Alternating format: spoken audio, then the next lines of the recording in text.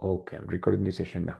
So, in here, we're going to start this week and actually finish this week with this class, but it's only one class, so we're going to start this class with two questions. Okay.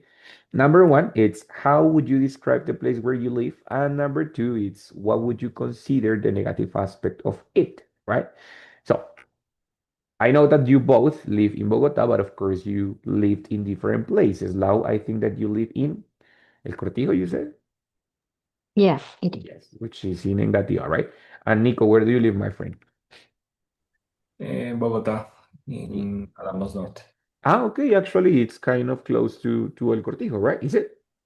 Yes, very close. Uh-huh. Yes, Okay, close. very good. So, in that case, how would you describe the place where you live? Is it a place, I don't know, silent? Is it noisy?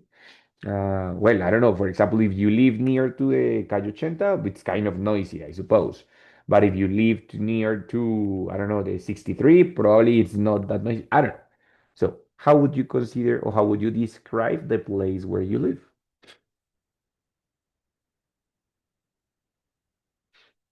Well, in my case, my neighborhood is the most is one common popular neighborhood in Bogota. Uh-huh. It's very similar to the other neighborhoods. You can find parks, malls. We have two malls near. I have the Diver Plaza and Portal 80 near. I can And there is spend also Nuestro, no? Nuestro Bogota is also kind of close. Nuestro town, so I Oh, need to take a bus or taxi, okay. but it is more near the Deer Plaza and Portal 80. I can Okay, okay. walk for 15 minutes and I arrive on them. Uh-huh. Um, in my neighborhood in particular, I can find a lot of markets, small markets, Yeah. to buy the most common, how can I say, como mercado dispensa, Groceries. yes, the most common groceries. Yeah, and actually in the 72 in near to your plaza, there are a lot of different things, no? Like bakeries, drugstores, mini markets, convenience stores. There are also restaurants. No? There are all kinds of stores, no? Yes, it's very Mhm. common. The problem, I think, the most common is the noise with the informal Vendors. vendors. What you could Yes. street vendors, yes. Street vendors, yes, that is the most common. They offer the sales of fruits is very common. Yeah, Eh, many different products, que el banano de no sé dónde, que el whatever de... yeah, is the most common problem. Ajá, Um, if you go out late, you could feel I don't know insecure. of course. Mm, Kind mm, of lonely in that part, yeah. yes, because the neighborhood is only composed like houses. Yeah, you could say it's mainly residential, right? Yes, it's many residential. Mainly, which is like principalmente, mainly Yeah, residential. mainly residential. Go out lady, you can feel insecure, Yeah. but it's pretty. Like you can find a lot of things, food, very easy, all kind of food. Mm, Transport is very easy to take. Okay, great. Okay, Nico, very good. A couple of corrections. Well, no more near, but closer, which is like más cercano, closer. So, Well, and can found, no, because found is the past. the past, find. It's can't find. Yes, exactly. Can't find. That's it. Listo, Nico. Thank you so much. What a good description of your neighborhood, my friend. Laurita, what about you? What can you tell us about El Cortijo? Okay. Bueno, well, the Cortijo is noisy. It's very close to La Ochenta because I live on 81st Street. Ah, okay. So yes, it's too close to La Ochenta. And there is a mini shopping center Hmm. in a Carulla. And we have green spaces near Uh-huh. Ciudadela con Subsidio. I don't know if you know. Yeah, kind of, yes. I have gone there. Yeah, and I have Unicentro Occidente, Yeah. that is a big shopping center. Is it big? I don't. I Or mean, I went there when I was like 10 years old, like a lot of time ago. I don't remember if it's big or small or that's it. mm, it's bigger, I don't know, La Colina, but it's big for me. Okay, okay, I mean, I don't know if it's bigger more or is bigger than El Portal de la Ochenta. okay, okay. Got it. I don't know, but Kind it's of. big. It's big. Okay. Mm-hmm. And what else? No, there is a school, a kindergarten, or many kindergartens, and no, it's very calm Okay. So, actually. what would you say that is the negative aspect of that neighborhood now? There was what? The Come negative again? aspect. What would you say that is the negative thing, the negative part? Mm, oh my God, the negative part. Maybe that is very far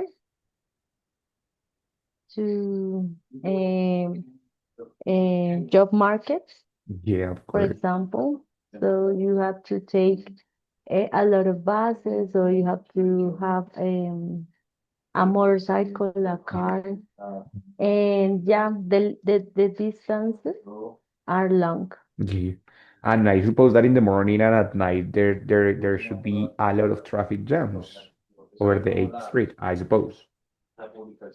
Yeah, uh, the transportation system is very well Okay. because we have alimentadores, Mhm, SITP, mhm. Transmilenio, Okay. but yeah, but it's far. Yeah, It's yeah, far. it's kind of far. True. It's kind of far. Yes. Okay, okay, very good. Thank you, Laura. Thank you so much. Well, Jennifer and Camilo, welcome. I'm not going to ask you the same question because we don't have much time here, but we're basically talking about the description of the places where you live. I just want to know, Jennifer and Camilo, where do you live? In Bogota, where do you live? In what neighborhood? Hello, teacher. I don't mind.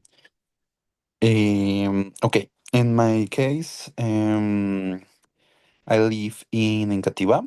Well, also, oh my In God, everybody lives in Yeah, Engativá. Yeah, they too. okay. I'm in the neighborhood Bochica Compartir. Okay. And around of this place, there are many parks and many streets with children and stores.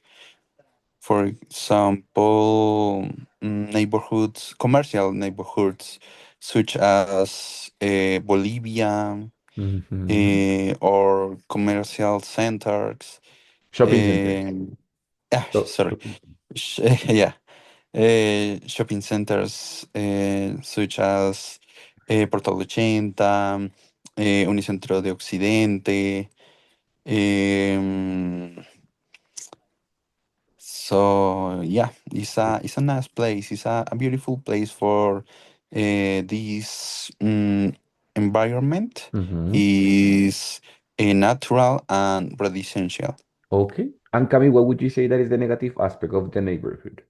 Probably Okay. the crime or something like that. No, no, is less, but hmm, the the negative aspect could be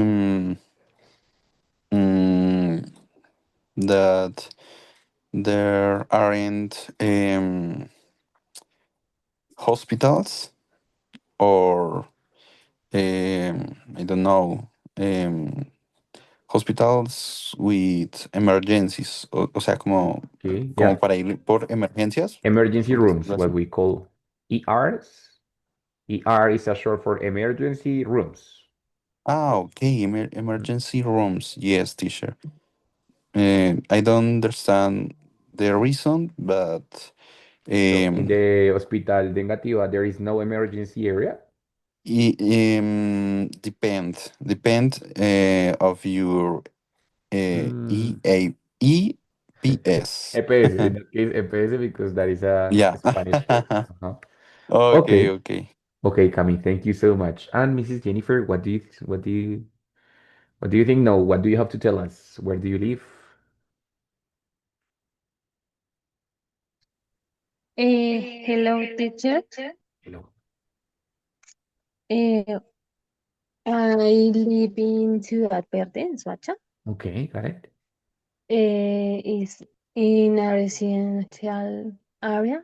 Uh-huh.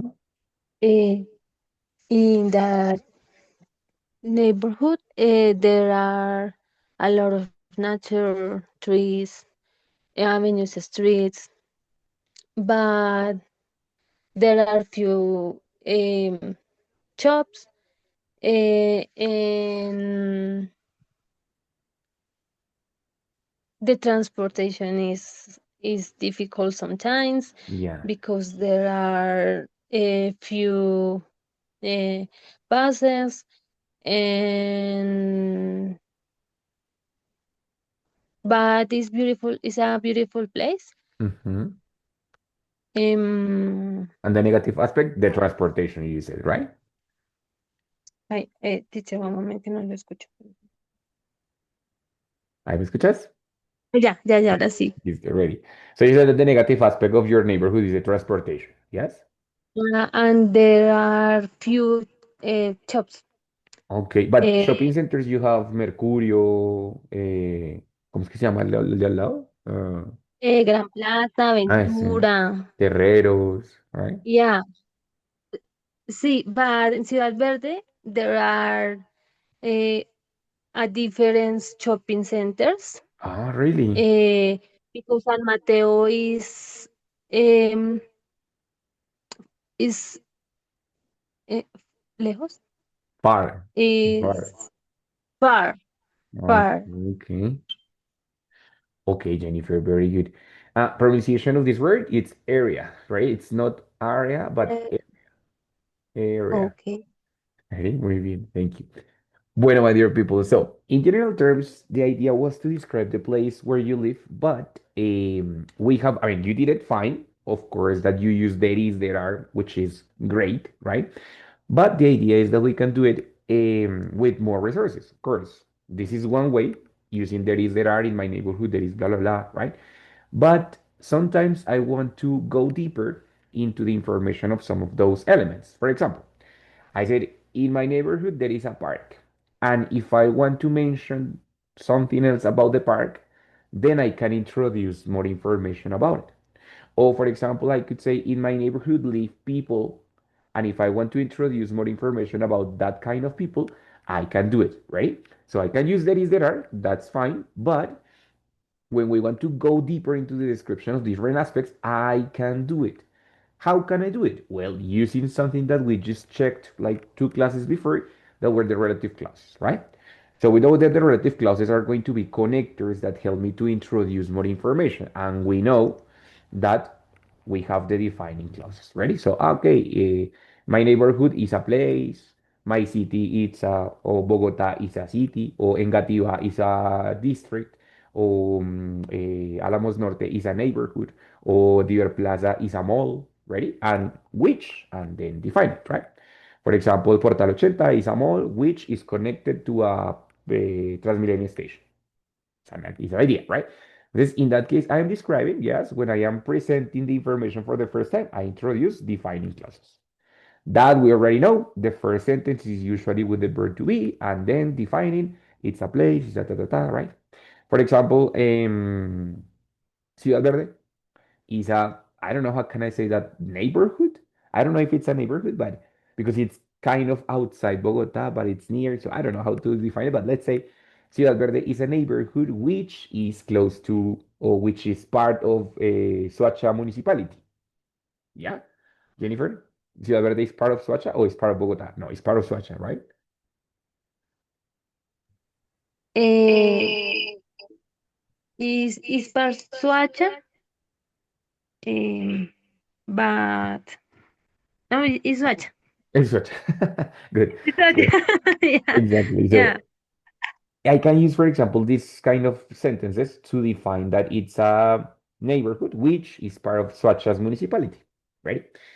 And that's fine. But remember that I can also use the non-defining clauses in which I already know the object and which I am doing it's making a clarification here in the non-defining clause, right?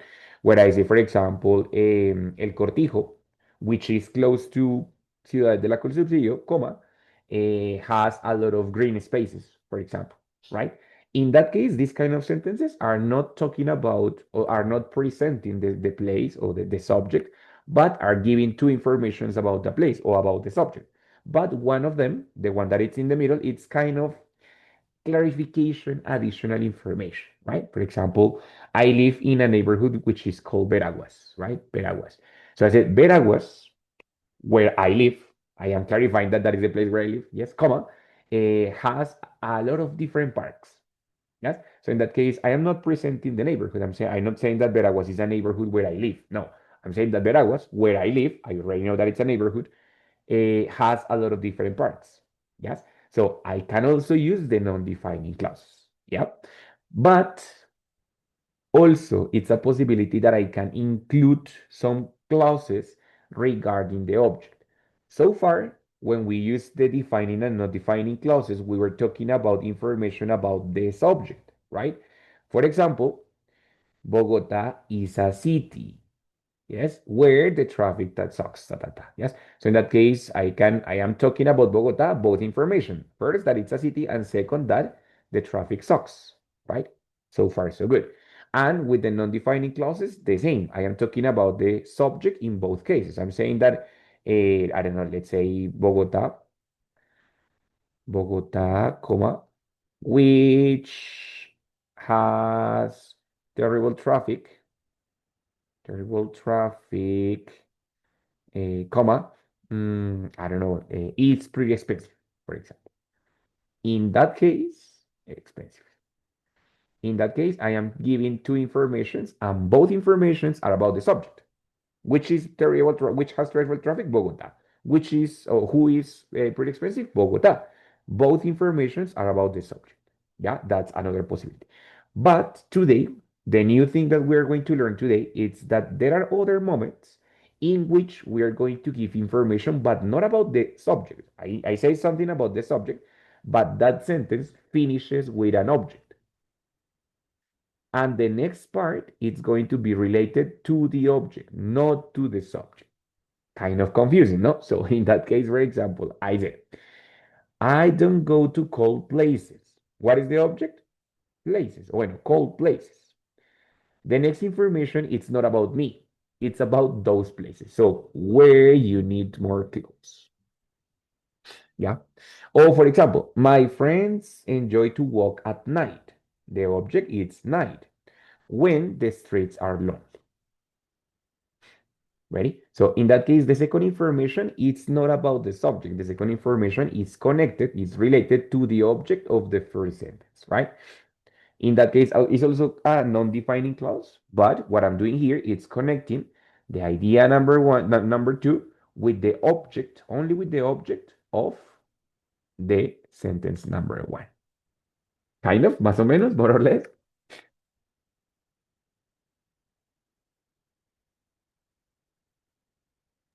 Clear, teacher. Yes. Okay. So, for example, in this case, if I say, I love to live in Bogota. The next information, of course, is going to be introduced with a WH. But what do you think? It's going to be an information about me or about Bogota? About Bogota. About Bogota. And as it's about Bogota, we have to use a relative pronoun corresponding. Yeah. I can use, when I'm talking about places, I can use where or which, depending if I want to say el cual o en donde.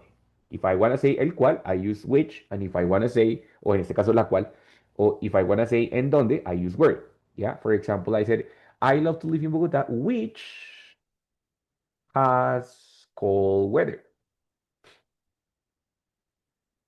Yeah, so I would say, me encanta vivir en Bogotá, la cual tiene un clima frío, ¿cierto? Right? Pero entonces, ese which is not decided by the subject, but in this case by the object, right? Entonces tengo diferentes tipos de cláusulas. La cláusula definitoria que presenta el sitio o presenta el sujeto, ¿cierto? Es que tal lugar es un sitio donde lo que sea. O tengo la cláusula no definitoria que hace como una aclaración, como un paréntesis dentro de ese sitio, ¿right? Entonces, es que el portal 80, el cual está conectado con la estación de Transmilenio, tiene muchos locales, por ejemplo. No es definitoria, no estoy diciendo que es un centro comercial, sino simplemente estoy dando dos informaciones, una aclaratoria y la otra real, ¿sí? Y finalmente tengo esta cláusula en la cual la segunda oración no es del sujeto, sino del objeto, es decir, está conectada con el objeto de la primera oración, ¿vale? Okay, taking into account that, we are going to read here one exercise about description. Yeah, this is actually the picture of my neighborhood. This is the Parque Central Veraguas, right? This is one of these one. It's my building. This one that it's right here. Yeah. So I want you to read this description that I prepared. So number one, it's going to be Laura until here, until the word park. Then Camilo until here. Well, let's say then Jennifer until the last part. So go ahead. My neighborhood is a place where people can walk their dogs because it is a place which has three consecutive parks that make a very big park. Thank you, Laura. Very good. Come on, Cami. Okay, teacher. There is no space for people who share with pets, but also for those who share with families. Thank you, Camilo. Very good. And lastly, Jennifer. Nevertheless, there are other people who don't take care of the space where they are and they affect it when they spend some time here. There. There. Muy bien, very good. Entonces, this is a complete description of the place where I live. Yeah. But take into account that, okay, yes, of course, I'm using there is and there are in some parts. Like, for example, here, I use there is, right? And here, I use there are. Yeah, good. Okay. But I don't repeat there. No, I use other different tools. No. And one of the other different tools that I use are the relative pronouns. So, for example, I said, my neighborhood is a place where people can walk their dogs. These two ideas, yes, are a relative clause and it's a defining relative clause because it's the first part that I am presenting the subject. So I said, my neighborhood is a place where people can walk their dogs. That's it, right? Then I use a connector because, and then I come with the second clause. No, it says it is a place which has three consecutive parks, right? Until here, parks, right? Is also a defining clause. I'm just reinforcing that it's a place and saying that has three consecutive parks. Good. But here I am taking the word parks, and the next sentence is not about my neighborhood. It's about specifically about the parks. So here it's like the last examples that we saw in which the next sentence is connected not with the subject, but with the object of the previous sentence. In that case, that make a very big part. What makes a very big part? The three consecutive parts, right? So in that case, the subject is introducing or is the one that is going to introduce the next sentence, right? Until there is a period, excellent. Then we said there is enough space for people. The next connector is who. What do you think? Is introducing information about the space or about the people? About the people. About the people, very good. That's why we use who, right? So again, I am introducing information not about the subject, but about the object of the last sentence, right? So I said, okay, there is enough space for people who share with pets, but also for those who share with families. In both cases, of course, referring to the people, right? Next one, it says, okay, nevertheless. What is the meaning of nevertheless? Do you remember?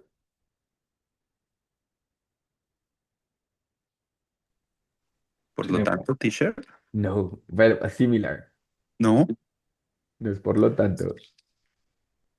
Es, Aunque. could be more specifically, sin embargo. Aunque, could be. But, sin embargo, is the literal meaning, right? El por lo tanto es therefore. ¿Listo? Se parece un poquito. Pero es therefore, este es nevertheless. Ready? So, guys, in this case, it's a connector of contrast. Vamos a ver más tarde, más adelante con los conectores de contraste. And this is one of the most important, nevertheless, right? And then I said there are other people, again, connecting with who. So I'm talking about people who don't care about the space. And then here I introduce where. I stop talking about people and then I start talking about the space. That's why I use where. Where they affected when, in the moment, yes, when they spend some time there. Yeah. So notice that, yeah, of course, I can use there is, there are. That's one of the possibilities, but I mix it. I mix that structure with others. For example, with the use of the relative clauses, right? The relative clauses are very important to use because they give us the opportunity to introduce a lot of information about the same subject without repeating the subject, without saying the people, blah, blah, blah, the people, the people, the people. No, with one time that we say it, then we can introduce different informations about them simply if we know how to use the relative clauses, okay? Now, we have different types of relative clauses. Of course, we know that the most common one, or the clearest one, it's going to be who, which is for people, yeah? And when, that is for moments or for times, ¿cierto? I like it when, I don't like it when. Which and where, bueno, which, it's about things, objects, but it can be also used for places, where, of course, is for places. Yes. So, which it can be used in objects when I say el cual o la cual, but also for places when I say es un lugar el cual tiene tal cosa, el cual es así, el cual es así, right? When I introduce something proper of the place, I can use which. But where I use it when I'm talking about something that happens in that place. Example, Bogota is a place where there is a lot of insecurity. Or Bogota is a place which is really insecure. If I use the adjective, I use which. But if I use, or if I describe the situation that happens there, I use where. I don't know. For example, my house is a place where I have a lot of peace, or where I find a lot of peace. Or my house is a place which is really peaceful. It's the same idea, but depending how I want to express, I can use which or where. Both are possible for places, right? And remember that it's like allowed to repeat who or repeat which. Repeat, no, replace, sorry. Replace who or replace which. Not where, not when, but it's possible to replace who or replace which. Can say, for example, that my house, is a place that is really peaceful. Instead of saying which is really peaceful, I can use that is really peaceful, and it's fine. But I cannot use that for replacing where. So, for example, when I say my house is a place where I find a lot of peace, I cannot use it with my house is a place that I found. No, that one it's only with where, and that's the only possibility. Ready? So we have those four relative clauses and that which is like an alternative for who and for which. Hmm? So far, my dear people, questions, difficulties, problems, anything? No, teacher is clear for now. All fine. Jennifer, Okay, Camila, teacher. Laurita, yes? Good? Excellent. Very good. Yes, teacher. Okay. Yes, teacher. Perfect. Very good. That's it, right? So, in that case, my dear people, we use this kind of structures or connectors in order to link the sentences, right? But inside the sentences, there is something that we need to check, and it's the order of the adjectives, right? For example, I can have that, let's say, I don't know, Candelaria. Candelaria, of course, the center of the city, no, the downtown, right? And I know that, of course, it's a neighborhood. I sorry, neighborhood, right? And I have here is I have many different characteristics of this place. For example, I have the characteristic that is antique. I have the characteristic that is very colonial. I have the characteristic that is very touristic. Probably what other? Do you have any other characteristic about that neighborhood?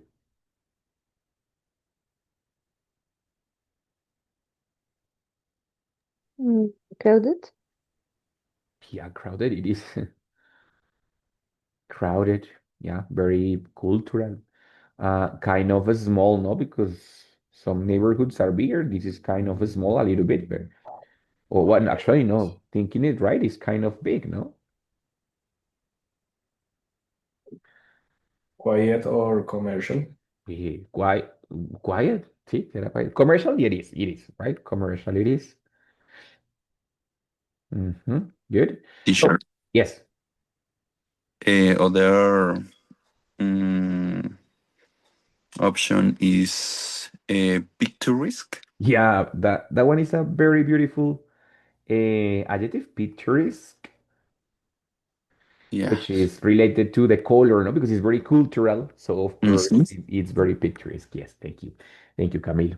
So in that case, these adjectives they have different characteristics. For example, antique and colonial, it's more related to the time or to the age of the thing, no? Picturesque and commercial, for example, and touristic, it's more about an opinion adjective because I am not talking about something that it's like observable, but it's my opinion. Crowded and big, I am talking about more about the size. Yeah. So the adjectives are usually organized in a specific way. Okay. So as we can see it here, wait, as we can see here, the adjectives are going to have this order. First, the adjectives of size. Claro que en este caso, sometimes, or normally we use first opinion o quality and then size. But here, digamos que en esta infografía lo colocan primero size, pero normalmente va opinion and quality and then the size. Then we continue with age or temperature, shape, color, origin, and material, right? Entonces, taking into account that, let me just cut it here. Ta, ta, ta, ta, ta, ta, ta. Taking into account that, yeah, we have to organize the different adjectives that we have here. Claro, no es normal que yo use 7 adjetivos para el mismo objeto. 2 or 3 maximum, 4 maximum, right? But anyway, the number it is, I have to organize them like that. So I can say, for example, that La Candelaria is a, primero, opinion o quality. And second, size. Es más normal usar opinion y quality primero y luego size. I could say, for example, it's a touristic, big, and then age, luego shape, color, origin, and material, en caso que los tenga, right? En este caso tengo age. So I would say that is a touristic, big, antique neighborhood. And I said, okay, quality, it's first, size, it's second, yeah, and then the last one, which is age, it's number 3, yeah. If I have other characteristics, I can change it, right? And depending the object. In this case, because I'm talking about places, I have these adjectives. But if I have, for example, I don't know, a cell phone or an object, a computer or a bottle or something, then I can change. Yeah. Example, I would say that, let me just, ta, ta, ta, ta. Let me say that el puente de Guadua, el puente de Guadua, right? And then we could say that is a. ¿Cierto? And then we have 3 characteristics. And then we say, of course, bridge. Maybe I would say, well, do you think it's pretty or it's ugly or it's characteristic or what would be one characteristic that you give to that puente, to that bridge?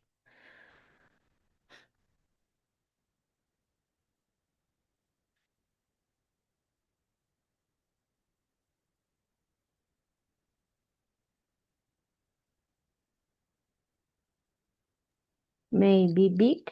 Yeah, it's kind of big, right? Yeah, uh-huh. Any other about it? I would say that is very That, characteristic, no?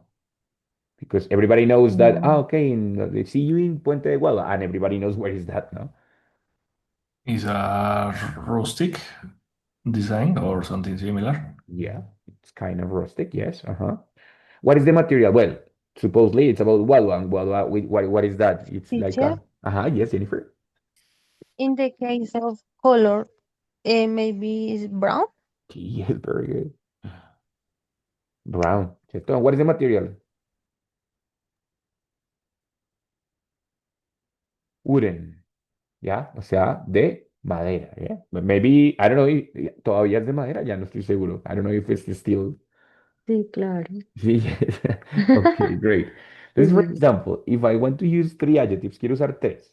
How would I do it? The first one, which is characteristic. Yes, so I would say, okay, Puente de Guadua, it's a characteristic. Then we have a, what would you say? Size, big. Yeah, and lastly, let's say material, wooden bridge. Ah, ok, pues igual is a characteristic big wooden bridge. Ah, ok, very good. No, pero no quiero usar el de size, quiero usar otro. Entonces, ok, I use, it's a characteristic brown wooden bridge, usando color y material, right? Entonces, los adjetivos tienen ese orden específico. Como les digo, no es normal que yo use tantos adjetivos para un solo objeto, pero dos, tres es normal. Y pues debería intentar, obviamente, organizarlos dentro de digamos, dentro de esa categorización. ¿Ok? ¿Pasa algo si lo organizo mal? No, no pasa nada, solo suena extraño, ¿right? So, como cuando uno dice, no sé, llegué a la casa salvo y sano. Dice, no, algo está mal organizado, ¿no? Entonces, pero no pasa nada, digamos que se entiende el mensaje anyway, ¿vale? Bueno, that was the second part. Now, I already asked you, like, what is the good aspect of your neighborhood? And you tell me a lot, but I also ask you, what is the negative part of your neighborhood? And you tell me one thing, right? So it shows that we have good things and bad things about our neighborhoods, about the places. Every place has good aspects and bad aspects, always, right? So what we have there, it's a contrast. Yeah, ready? Contrast is when I have two ideas, one opposite to the other. If the first thing is good, the second thing is bad. If the first thing is white, the second thing is black. If the first thing is big, the second thing is small. So it's contrasting.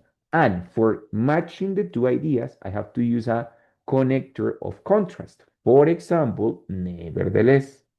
Nevertheless is one connector which is going to help me to connect, of course, two ideas which are different. Yes, I say, for example, I love my neighborhood. Nevertheless, the people here are super difficult to treat. So I love my neighborhood, that is something good. But the other idea is not that good. So that is why it's contrasting. Yeah. What connectors of contrast do we have? Well, the most common one is but. But is the most typical connector of contrast, no? Which is going to say, okay, yes, pero than the other thing. Yeah. But in addition to that, in addition to but, we have others. Okay. So the connectors of contrast, we're going to check it here. Wait a second. Check here. The connectors of contrast are going to be divided in different categories. Yes. In the first two cases, as I said before, we have different possibilities to locate it. At the beginning of the sentence, connecting the two ideas with comma, or in the middle of the two sentences. And in that case, we don't have a comma. Yeah. But then we have two different groups. The first one, which is despite or in spite of, in this case is a pesar de. Both, a pesar de. And then we have although or even though, which is also sin embargo. Ready? O a pesar de también. Yeah. What is the difference between using despite or in spite of and using even though and although? The second sentence. The second sentence is going to be different. Coming question. Teacher, other option in the first stage could be regardless. Kind of. Regardless es como sin importar algo. Ready? Acá es como que aunque tal cosa pase, otra cosa pasa. Pero, o sea, como que están opuestas. Pero cuando uso regardless, más que de contraste, es como de irrelevancia. Es decir, Esto pasa sin importar lo otro. ¿Ready? Entonces, por ejemplo, ah, you have to learn English. Regardless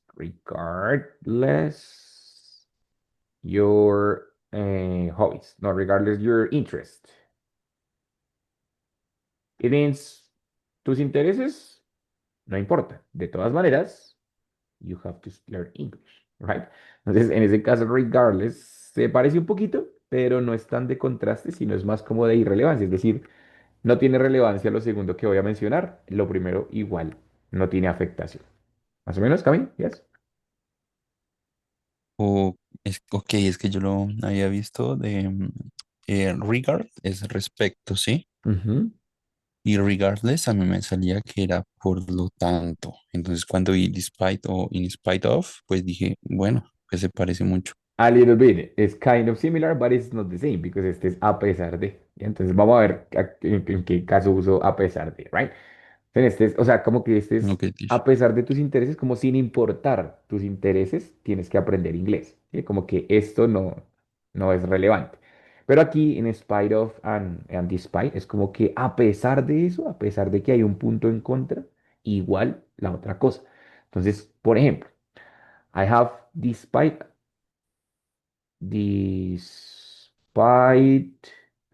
my interest, I have to learn English.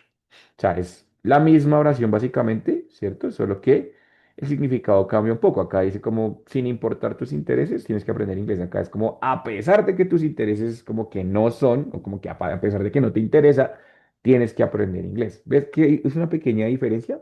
Pero es diferente, ¿right? Tell yes?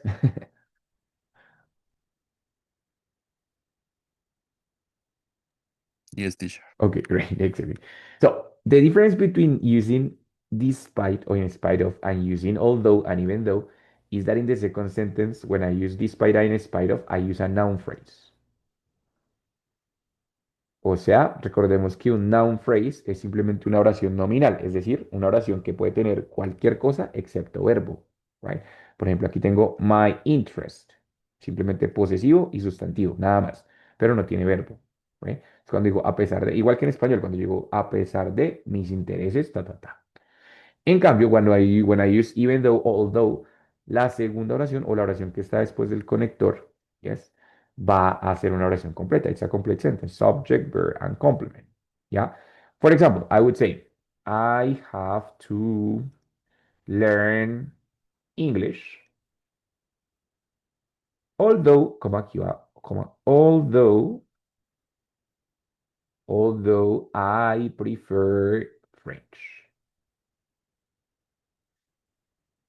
Entonces, la oración que va después de although, a diferencia de en el caso anterior, ahí sí va a llevar todo completo. Subject, verb and complement. Aquí era solamente una oración nominal, es decir, un sustantivo.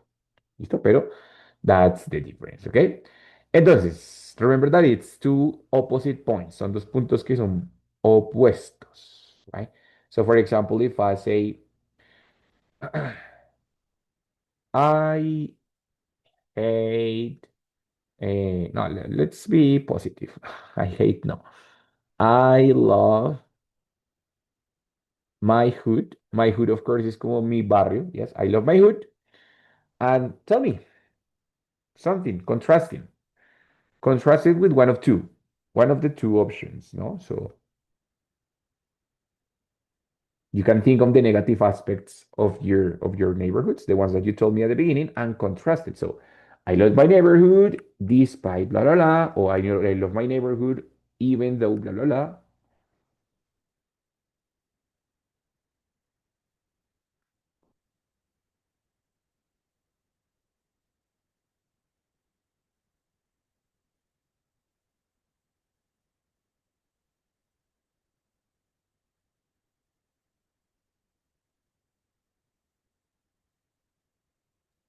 Teacher. Mhm.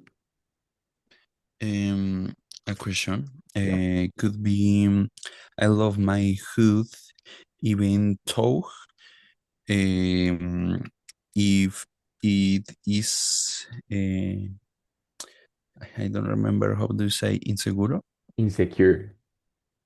insecure. Yes. Okay, Or unsafe could be. Unsafe is also or good. safe. Yeah. Uh-huh. Yes, exactly. That's it, right? So in the second sentence, you have a complete sentence. So you said, "Ah, okay, I love my neighborhood, even though it is unsafe or it is insecure, right? Good.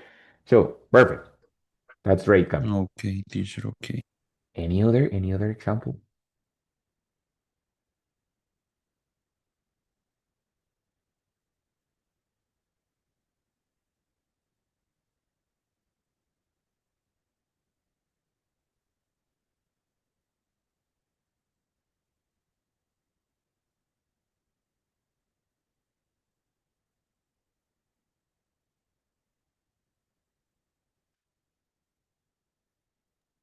I don't know, an example could be I love my hood, although it doesn't have a nightlife.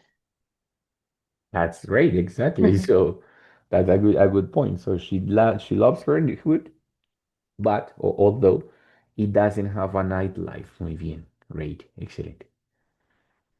Nico, Jennifer, one example more.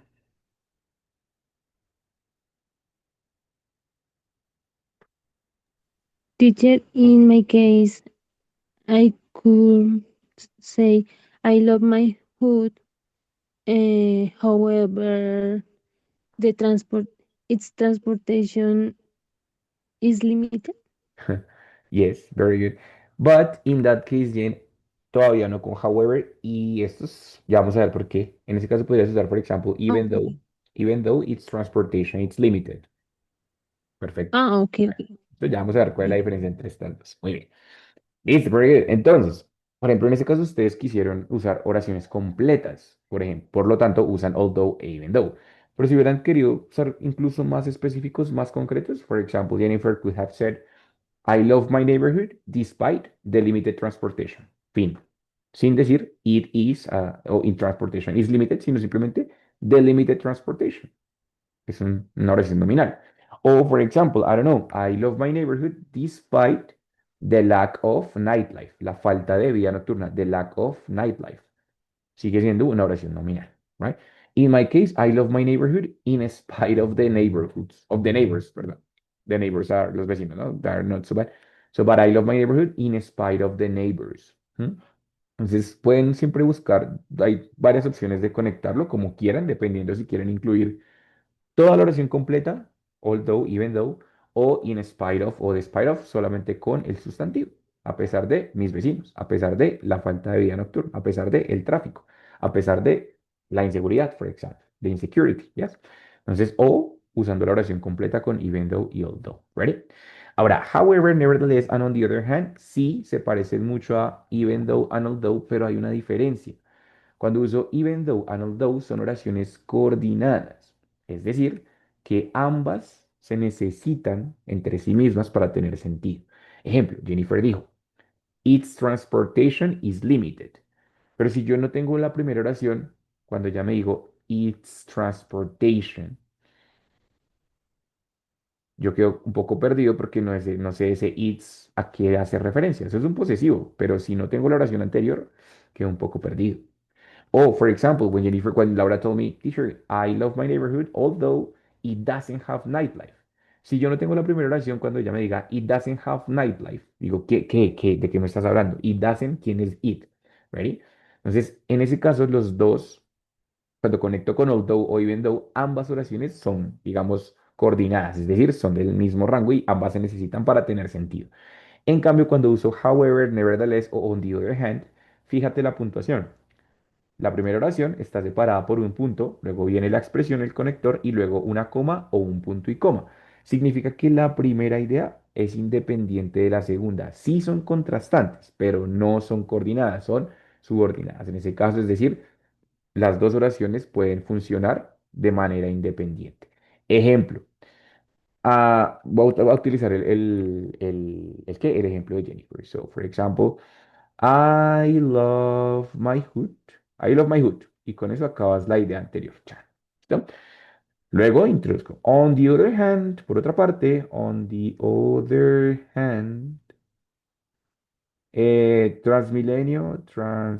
bueno, let me just move this here. Transmilenio is a horrible transportation. Ready? Esta oración completa tiene sentido por sí misma. Transmilenio is a horrible situation in Soacha, in Center, in 80, donde sea. Entonces, esa oración es independiente de la primera. ¿Sí? Entonces, ¿son unidades contrastantes? Sí, pero también son ideas separadas. No depende una de la otra, como si en los dos casos anteriores. No sé si me hice entender bien ahí con eso, guys. Sé que puede ser un poquito confuso esos conectores. Más o menos, more or less.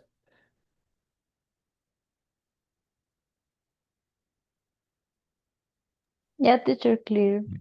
Teacher. Listo, very Yes, good. teacher, it's clear.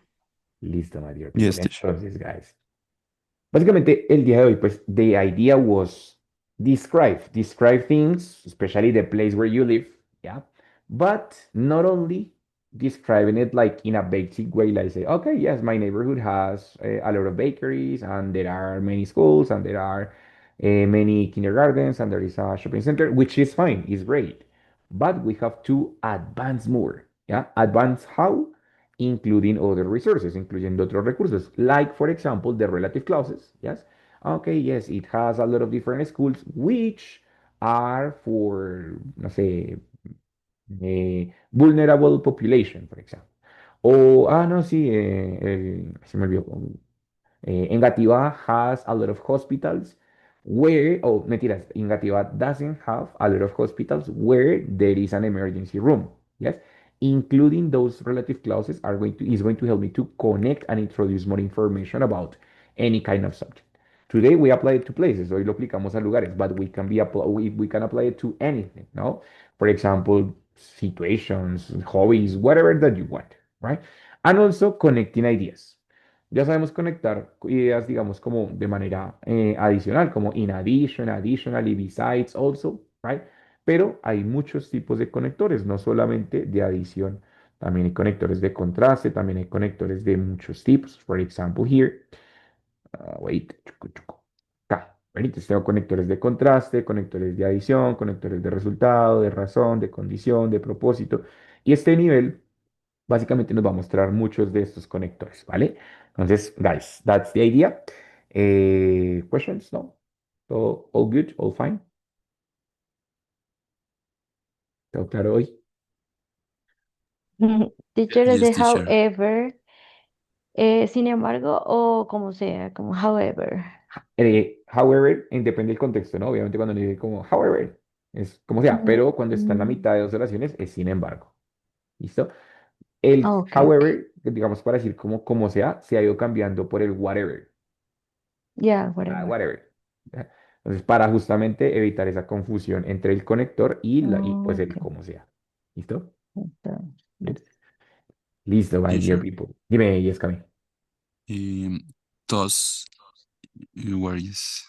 Thus, it means por lo tanto, que es un sinónimo de therefore, que era el que te decía. Ready? Entonces, ahí está, Okay. therefore. ¿Listo? Son como, ok, tal cosa sucedió, por lo tanto, o como en consecuencia, viene lo que voy a explicar. ¿Eh? O sea, viene la siguiente oración. Okay, teacher. Yes. No sé, for example, Okay, like okay. I wake up at 6 a.m. Thus, I am sleepy. By this time, I am already sleepy. Como en consecuencia, por lo tanto, tal cosa. ¿Ready? Okay, teacher. ¿Listo? Ok. Thanks. Entonces, para que no se saturen con mucho vocabulario de conectores, pues la idea es como de a pocos, ¿no? O sea, digamos, sí, de contraste tengo todos estos, pero puedo aprender solo dos y luego otros dos. Algunos de adición, no los voy a aprender todos al tiempo. What's more, puedo usar and also, que son como los más típicos, y voy aprendiendo de a poquitos, ¿vale? Para no saturarse con tanto vocabulario al mismo tiempo. ¿Listo, guys? Bueno, my dear people, entonces nos vemos la próxima semana. See you the next week. Next week we have two classes, so see you there. Have a wonderful weekend and have a good night. Sleep tight, okay? Thank you, teacher. Bye, guys. See you later. Thank you, teacher. Have Bye a good bye. Thank you, night. teacher. See you. Good night. Good night, Bye, teacher. guys. Bye. Good Bye. night.